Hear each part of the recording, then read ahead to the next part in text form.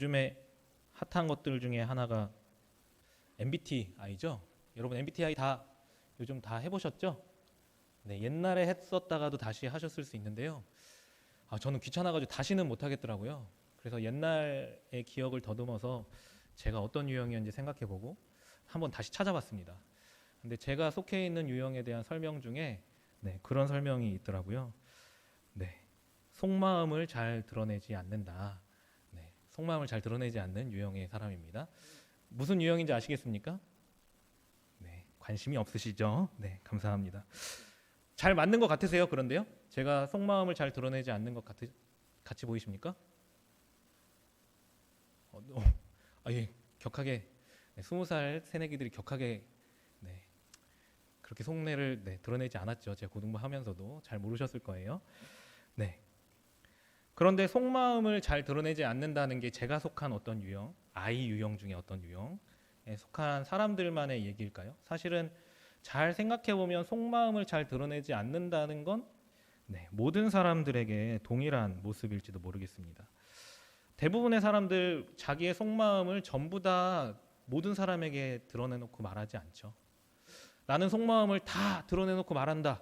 속마음이 들 때마다 다 말한다. 그런 분 계십니까? 네, 여러분 너무 나이 차이가 많이 나서 그러는데요. 일본 드라마 중에 사토라레라는 드라마가 있었던 거 혹시 아십니까? 네. 속마음을 속으로 말을 하면요. 그 말이요. 다른 사람들한테 들립니다. 그리고 그 말이 다른 사람에게 들린다는 거 본인만 모르죠. 그런 사토라레 같은 사람이 있다면 모르지만 자신의 속마음을 항상 다른 사람에게 보여주면서 속내를 다 이야기하는 사람은 많지 않습니다. 그래서 사람들이 찾아보는 인터넷 그리고 많은 책들에서도 상대방의 속마음을 읽는 방법 아니면 나의 사실 속마음을 알아내는 방법 상대방의 의도를 알아채는 방법 이런 것들이 책으로도 나오기도 하고 유튜브의 컨텐츠로 나오기도 하죠. 아까도 잠시 얘기했지만 더 나아가서 본인의 속마음도 잘 모르는 게 우리라는 거죠. 내가 왜 이러지? 할 때 있으시죠? 내가 어떤 마음으로 그렇게 행동했는지 자기도 모를 때가 가끔 있다는 거죠. 속마음을 드러내놓고 말한다는 것. 누구에게나 있는 일이 아니라는 것이죠. 그리고 속내를 감추고 속마음을 잘 드러내지 않는 건 모든 사람들에게 동일한 모습이라는 것입니다. 그런데요, 이런 모습들이요, 그냥 속마음을 드러내지 않는 걸로 잘 끝나면 좋은데 이 속마음을 잘 읽어내지 못하는 것들 때문에 관계에 오해가 생길 수 있고 일이 꼬이는 경우들도 생기고요. 자신의 마음에 상처를 받는 경우들도 꽤 발생하게 된다는 것이죠. 자기가 원하지 않는 방향으로 일이 흘러가기도 하고 잘 지내길 원하는 사람과 관계가 흐트러지기도 하고 계속해서 문제가 생기는 거죠. 그 모든 것들이 속마음을 제대로 읽어내지 못했기 때문이라는 것입니다. 그런데 이게 우리 삶에서만 나타나는 게 아니고 성경 안에서도 그 속마음을 읽어내지 못해서 우리가 오해하게 되는 이야기들이 많이 있다는 것입니다. 그런데 성경 안에서 이 속마음을 읽어내지 못해서 가장 오해하게 된다거나 가장 상처를 입는다거나 이게 뭐지? 라는 생각을 하게 되는 성경 중에 가장 대표적인 게 율법서라는 생각을 하게 됐습니다. 구약의 내용들도 특별히 이게 무슨 말을 하는 건지 저 시대 2000년 전, 3000년 전, 4000년 전에 이게 뭐 무슨 소리 하는 건지 모르겠는 것도 사실인데 그 중에서도 율법서는 도대체 이게 왜 이걸 내가 알아야 하는지 고민하게 만든다는 거죠. 그 중에서도 더더욱 난제가 있습니다. 레위기죠. 어른들이 얘기할 때 항상 성경 통독이 끊어지는 데가 어딘지 아시죠? 레위기입니다. 신나게 읽어가다가 레위기에 들어가는 순간 어떤 제사가 어떻고 어떤 제사가 어떻고 몇 번 흔들어서 올리고 내리고 뭐 연기가 어쩌고 지방을 태우고 살을 태우고 이러다 보면 정신을 놓고 성경을 내려놓죠. 그만큼 우리가 이해하기 어렵고 우리를 오해하게 하고 그 안에 담겨 있는 속마음을 알 수 없는 성경이 레위기라는 거죠. 그래서 저는 그리고 한 달 동안 저희는 그 율법 레위기를 중심으로 한 다른 데도 나와 있죠. 그 율법 안에 담겨져 있는 진정한 의미, 하나님의 사랑은 무엇인가? 라는 설교들을 하고자 합니다. 그래서 제목도 있는데요. 다음 주 제목에서 보십시오. 제가 말하기 약간 민망해가지고요. 네, 율법 안에 담겨져 있는 하나님의 진짜 마음들을 알아가는 시간이 되기를 소원합니다. 율법 얘기를 시작했으니까요. 우리는 율법하면 보통 뭘 떠올리시나요, 여러분들? 여러분 뭐가 떠오르십니까? 어떤 장면이 떠오르시죠? 어떤 시대가 떠오르시죠? 예수님 때의 바리새인들, 서기관들이 지키고 있던, 그때 유대인들이 지키고 있던 율법의 모습, 그들이 율법주의에 빠져 있다고 말하는 그 율법의 모습들을 기억하십니까? 아니면 레위기나 출애굽기, 그리고 출애굽기 일부, 민수기, 신명기에 등장하는 율법의 내용들을 여러분 떠올리십니까? 그것만이 율법일까요? 근데 보통 성경에서 말할 때, 성경을 볼 때 율법서라는 건 어디를 얘기하죠? 네. 모세오경을 통틀어서 율법서라고 전체적으로 부르죠. 창세기부터 신명기까지 모세오경을 전체를 통틀어서 율법서라고 말합니다. 그러면 모세오경 율법서에서 가장 핵심적인 책은 뭘까요? 안 읽어보셔서 창세기, 출애굽기, 레위기가 민수기, 신명기 있는 건 아시죠? 네, 그 중에 가장 중요한 책 뭘까요? 뭐라고 생각하십니까? 천지창조 얘기가 나오는 창세기다. 네, 있으십니까? 네, 네. 아니면 나는 우리를 구원하신 구원의 역사가 담겨 있는 출애굽기가 가장 핵심적인 율법서의 중심이다. 이렇게 생각하십니까? 네, 그렇죠. 네, 각자의 생각이 다 있으실 텐데요. 사실 모세오경의 모세오경은 한 책을 중심으로 둘러싸여져 있는 샌드위치 모양을 가지고 있습니다. 그게 뭘까요? 네, 이쯤 되면 아셔야 됩니다. 창세기, 출애굽기, 레위기, 민수기, 신명기 5개 중에 가장 중심에 뭐가 있죠? 레위기가 있습니다. 조금 복잡하게 들릴지 모르겠는데요. 이 레위기가 그냥 중간에 있는 게 아닙니다. 일단 레위기와 맞닿아 있는 출애굽기, 민수기가 분량이 거의 같습니다. 네, 가운데 두고 양쪽에 같은 분량의 책을 구성했다. 어떻게 쓰다 보니까 그렇게 된 게 아닙니다. 그렇게 써지지 않습니다. 저자가 의도를 가지고 같은 분량의 책을 레위기를 중심으로 붙인 거죠. 네, 또 한 가지는 시간에 관련된 건데요. 레위기를 중심으로 제일 바깥쪽에 있는 책들 기억하시죠? 네, 창세기부터 출애굽기 12장까지, 그리고 민수기 10장부터 신명기 34장까지는 그 기록할 때의 사건의 이야기들이 연수를 기준으로 따집니다. 몇 년이 지나고 몇 년이 지나고 몇 년이 지나고로 계속 계수해서 나갑니다. 그런데 레위기로 가까우면 가까울수록요, 월 단위로 바뀌게 됩니다. 월 단위로 계산을 하죠. 몇 개월, 무슨 월이 어쩌고, 무슨 월이 이렇게 월 단위로 계수하게 되죠. 연, 월, 그리고 좁혀 오면서 레위기에는 시간에 대한 언급이 거의 없습니다. 이렇게 좁혀온 시간 안에 시간 개념이라는 게 없는 것처럼 레위기가 기술되고 있다는 거예요. 그것은 시간과 관계없이 이 레위기는 우리에게 가장 중요한 책이고 율법서 안에 가장 중요한 책이라고 말하고 있는 것입니다. 레위기가 그렇게 중요한 책이라는 것이죠. 결국은 모세오경의 초점은 어디로 모여진다? 레위기로 모여진다라는 것이죠.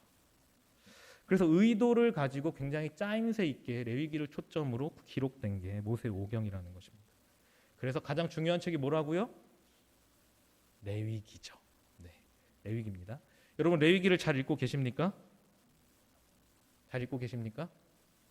대답을 안 하시려고 자꾸 눈을 안 맞추시는 겁니까? 자, 그러면 레위기에서 가장 중요한 내용은 뭘까요?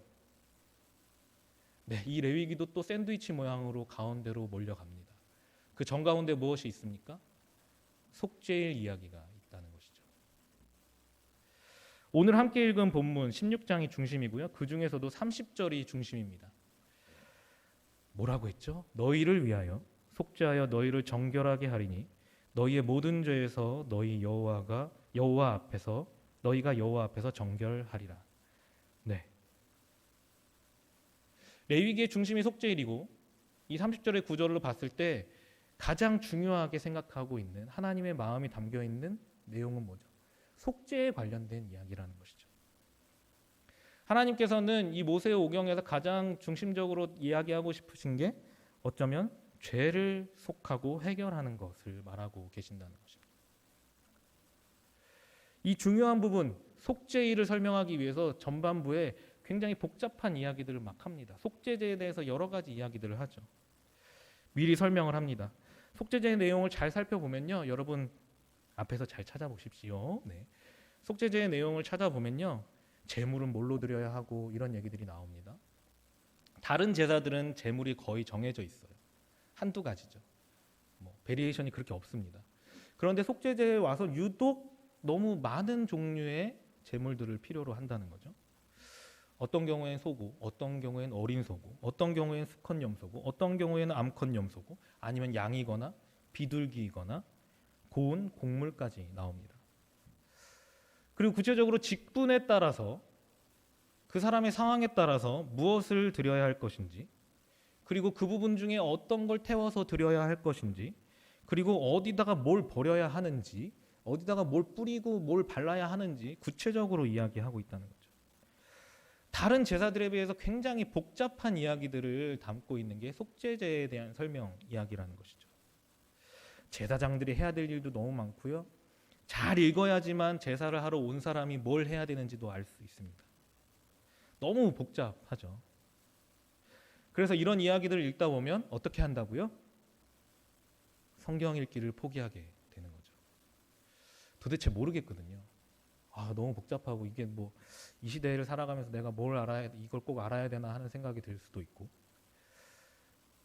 그래서 제사에 대한 오해만 잔뜩 가진 상태로 레위기를, 아니요, 성경을 덮어버리죠.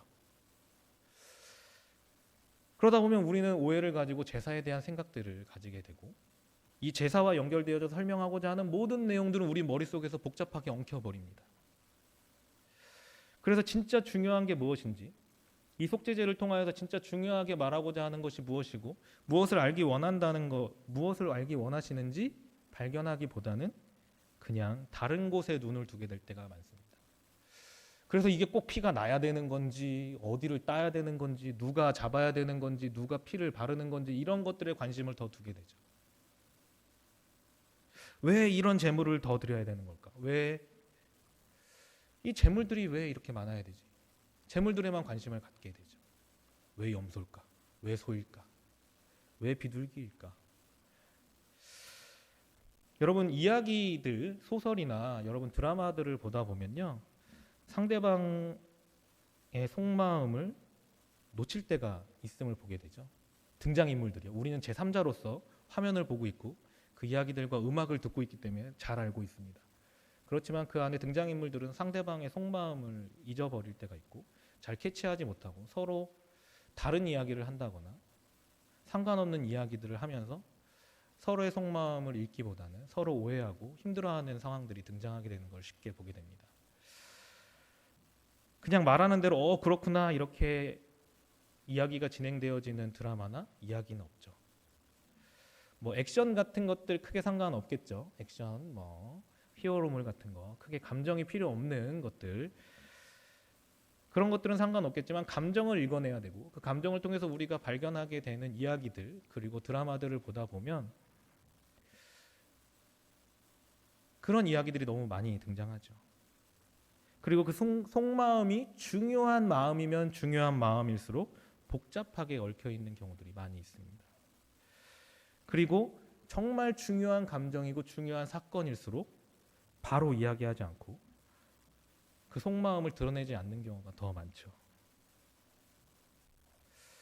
그래서 그 이야기 속의 등장인물들은 굉장히 헤맵니다. 이게 무슨 얘기인지 서로 다른 이야기를 해가며 화내고 오해하고 다시 문제가 해결되어지는 것 같다가 감정이 해결되어지는 것 같다가 다시 소용돌이 속으로 들어가고 계속해서 반복하게 되죠. 그런데 잘 살펴보면 그들이 그렇게 헤매는 이유는요, 그들이 가지고 있는 속마음, 그들이 가지고 있는 진짜 중요한 감정을 둘러싸고 있는 다른 요소들이 너무 많기 때문입니다. 그냥 속마음과 그들의 대화만 있는 경우 보통 없죠. 그들의 상황이 있습니다. 그들이 처해 있는 상황이 있고 그들이 처해 있는 자기의 개인적인 상황 속에서 피할 수밖에 없는 이야기들이 있고, 그리고 의도치 않은 표정과 그 의도치 않은 상황 가운데 맞닥뜨리게 되는 다른 등장인물과의 관계, 그 안에서 계속해서 그 속마음을 읽기보다는 주변 상황에 눈을 돌리게 만드는 이야기들이 많이 있죠. 물론 그렇게 해야지만 우리가 과몰입해서 고구마다 사이다다 해가면서 볼 수 있기 때문에 그렇긴 하겠지만요. 우리가 그 안에 담겨진 중요한 감정이나 중요한 이야기들을 캐치하기 어렵게 만드는 상황들과 조건들이 주어진다는 거죠. 상황을 꾸미고 그 꾸미는 것들 때문에 꾸미는 많은 요소들 때문에 우리는 가장 중요한 것들을 슬쩍 지나가게 됩니다. 우리도 지나가게 될 때가 있고요. 그 이야기 속의 등장인물들은 더더욱 그렇죠. 그래서 결국은 그 상황이 다 해결되어지기 전까지는 그 진짜 속마음을 알 수 없습니다. 그 주변에 가리고 있던 인물들이 사라지거나 그 사건이 해결되어지거나 다른 상황으로 전환되어지면서 우리가 알지 못했던 마음들이 은연중에 나온다거나 하지 않으면 우리는 진짜 속마음을 알지 못하게 될 때가 많이 있다는 것입니다. 결국은 무엇입니까? 상황을 둘러싸고 있던 꾸미고 있는 상황과 조건들이 사라지고 나서야 속마음을 바로 알 수 있고 그 마음을 서로 헤아릴 수 있게 되는 것들을 우리가 발견하게 된다는 거죠. 저는 속죄에 대한 내용도 그렇다고 생각합니다. 복잡한 제사의 규정들이 가리고 있는 것들이 분명히 있다는 것이죠. 그래서 속죄를 원하시는 진짜 마음과 본질이 무엇인지 찾는데 오래 걸리게 되고 아니요 포기하게 될 때가 있다는 것이죠. 여러분 속죄에서 가장 중요한 것이 무엇입니까? 속죄제, 속죄일, 속죄 이 안에서 가장 중요한 것은 무엇입니까? 뭐라고 생각하십니까? 제물입니까? 제물의 흠없음? 제물의 피입니까? 제물이 피를 흘려야지만 속죄가 있는 것 맞습니까? 아닙니까? 네, 대답 안 하시는 게 현명하죠. 네, 감사합니다. 여러분 잘 생각해 보십시오. 우리는 피 흘림 거기에 생명이 있다고 생각하고 우리의 속죄를 위해서 피 흘리는 게 중요하다고 배워오셨죠? 그래서 그 제물로서 예수께서 우리를 대신해서 죽으셨고 그 피로 인해서 우리가 죄사함을 얻었다. 물론 맞는 이야기인데요. 여러분 피가 없으면 죄사함이 없습니까? 여러분 잘 생각해 보십시오. 피가 없으면 죄사함이 없습니까?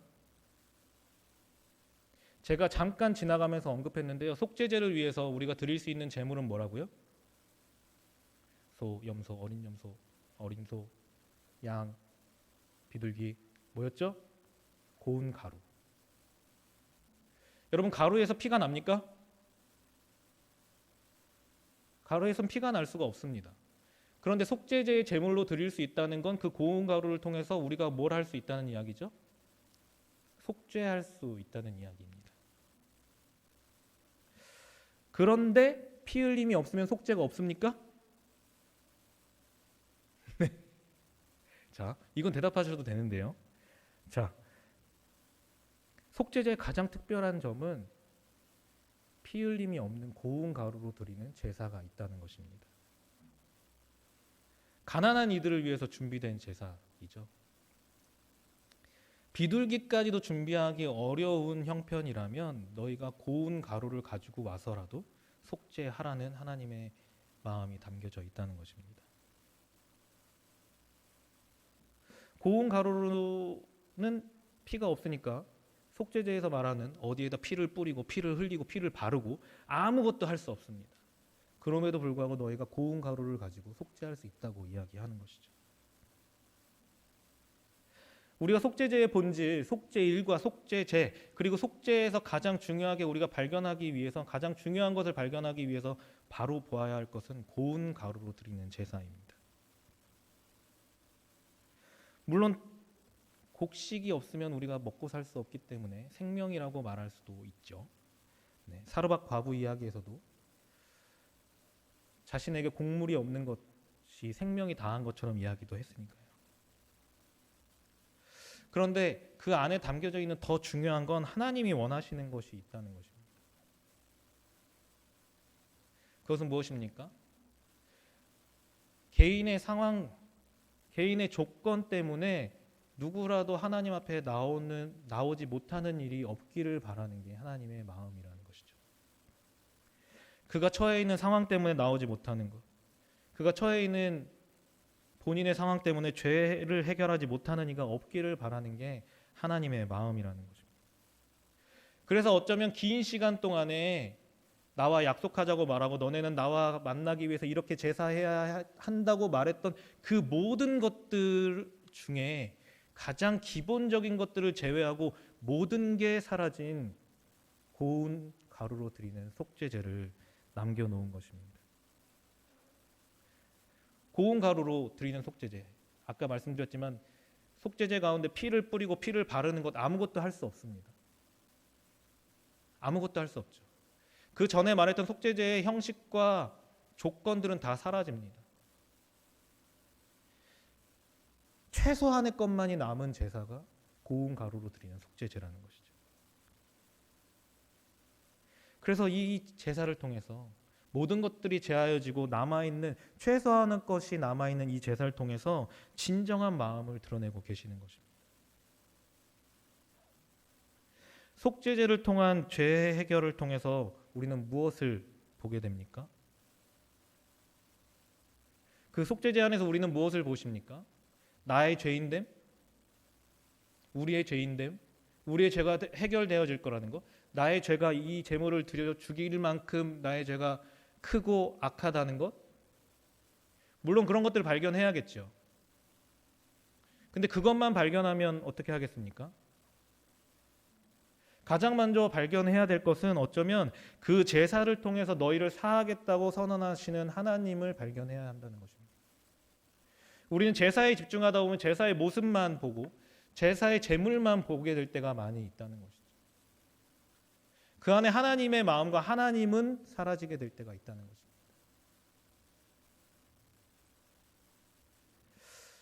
계속해서 사함은 무엇을 통해서 오냐고 여러분들에게 질문하고 있는데요. 자, 고운 가루, 피가 아니라고 했습니다. 고운 가루로도 속죄할 수 있다고 얘기했습니다. 그러면 죄 사함은 무엇을 통해서 오는 것입니까? 오로지 하나님의 은혜를 통해서만 오는 것입니다. 물론 피를 통해서 올 수 있죠. 그것도 무엇입니까? 하나님이 그 피를 통해서 사하시겠다고 선언하시는 것이고 그 제사를 통해서 우리를 만나시겠다고 말씀하시는 하나님의 은혜를 통해서 가능하다는 것입니다.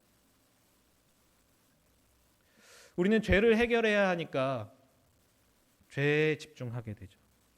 그리고 또 무엇을 드려야 할까? 내가 이 속죄하기 위해서 무엇을 해야 될까? 어떤 것을 해야 될까? 물론 중요합니다. 우리가 회개해야 되고 우리의 마음을 알아야 되고 우리의 상태를 알아야죠.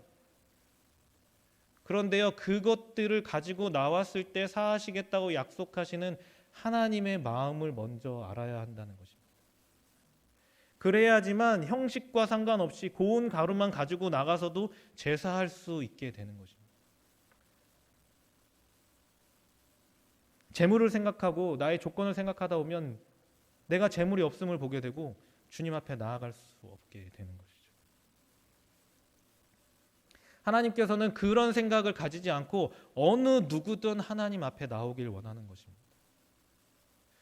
어느 누구든 하나님 앞에 나와서 그 은혜를 누리고 그 사랑 안에 거하기를 원하시는 것입니다. 그래서 그 죄의 문제를 해결하기 위한 여러 가지 방법을 주시고 그 본인이 이야기했던 우리에게 주셨던 제사의 형식까지 뛰어넘어서 내 앞에 서기를 원한다고 말씀하시기 위해서 고운 가루의 속죄제를 주셨다는 것입니다. 형식이 다 사라지고 나서 가리고 있는 모든 거칠애가 사라지고 나서야 있는 하나님의 마음을 발견하길 원하신다는 것이죠. 예수 그리스도의 십자가도 다르지 않습니다. 예수 그리스도의 십자가, 물론 예수 그리스도의 보혈을 통해서 우리가 주님 앞에 나아간다고 말하죠. 그 보혈이 없으면 우리가 죄사함이 없을 것 같이 생각하죠. 물론 중요합니다. 하지만 그리스도의 보혈을 통해서 예수께서 십자가에 돌아가시는 것들을 통해서 우리에게 주어진 것은 무엇입니까? 그때까지 있었던 제사라는 거칠애가 사라졌다는 것입니다. 내가 죄사함을 받고 하나님 앞에 나아갈 수 있기 위해서 나는 이것을 해야지라고 말했던 조건들이 사라졌다는 것입니다. 왜요? 고운 가루의 속죄제처럼 예수 그리스도의 보혈을 통해서 그 십자가를 통해서 모두가 하나님 앞에 나오길 원하시는 하나님의 마음이 있기 때문입니다. 모두가 하나님 앞에 나와서 모두가 정결하게 되기를 원하시는 하나님의 마음이 있기 때문이라는 것이죠.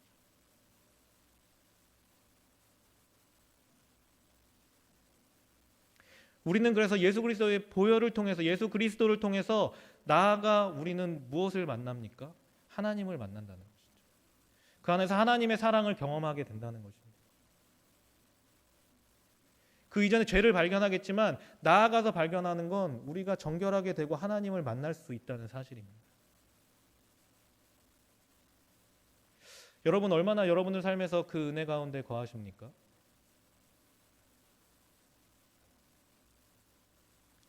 여러분 하나님 앞에 나아갈 때 무엇이 필요하다고 생각하십니까? 여러분이 무엇인가 해야 될 것 같으십니까? 1시간은 회개기도 해야 될 것 같으십니까? 아니면 수련회를 다녀와야 될까요? 아니면 주일 예배를 몇 번 이상 참석하면서 회개기도를 해야 될까요? 아니요. 하나님 앞에, 우리 앞에 보여지는 형식이 아니고 진정으로 내가 하나님 앞에 나아가 하나님을 만나기를 원하는 마음, 그럼에도 불구하고 나에게 있는 이 모습들이 있고 나에게 죄된 모습이 있지만 주님께서 주님을 만나게 하시기 위해서 우리에게 허락하신 방법이 있다는 것, 그것이 나의 노력이 아닌 하나님의 은혜로 갈 수 있는 것임을 기억하는 것, 그래서 나의 모습 그대로 하나님 앞에 나아가는 것, 그것을 하나님께서 원하신다는 것입니다. 율법을 통해서 계속해서 말씀하시고자 하는 것, 정결하라고 하는 이유, 거룩하라고 말씀하시는 이유가 무엇입니까? 거룩하라고 명령하는 레위기를 가장 중심에 두고 거룩하게 만드는 속죄제를 가장 중심에 두시는 이유가 무엇입니까? 여러분들을 거룩한 상태로 주님이 만나길 원하시는 것입니다. 아니요, 거룩한 상태로 만들기로 결정하셨고 여러분들이 나온다면 여러분들이 하나님을 만날 수 있다는 사실입니다. 하나님이 그걸 원하신다는 거예요. 주변에 있는 조건, 교회에서 말하는, 아니 사회에서 말하는, 우리가 주님 앞에 서기 위해서 이렇게 해야 한다라고 말하는 조건들이 아니고요, 만나길 원하시는 그 하나님의 진정한 사랑과 그 은혜를 발견하길 원하신다는 것입니다. 그 안에 역사하시는 하나님을 발견하기 원하신다는 것입니다.